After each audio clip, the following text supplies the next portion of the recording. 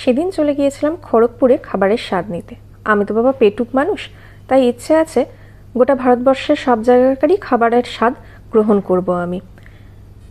সন্ধান পেয়ে চলে গিয়েছিলাম খড়গপুর সিটি রোডে পীর বাবা মোড়ের কাছে অবস্থিত এই রয়্যাল ফাস্ট ফুড রেস্টুরেন্টে।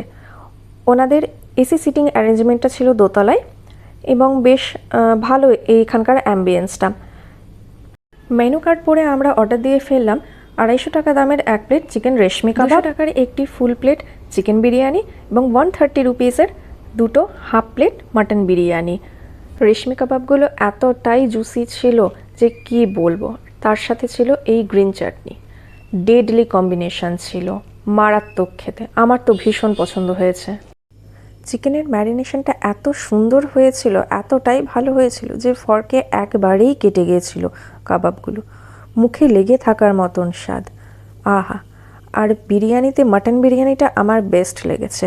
মাটনটা যেমন নরম ছিল তেমনি সফট ছিল।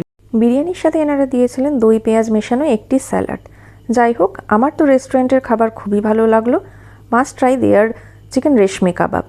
আর আসার সময় দেখলাম আবার এখানে লা পিনোস পিৎজার গ্র্যান্ড ওপেনিং হচ্ছে। দেখতে দেখতে আমরা বাড়ি ফিরে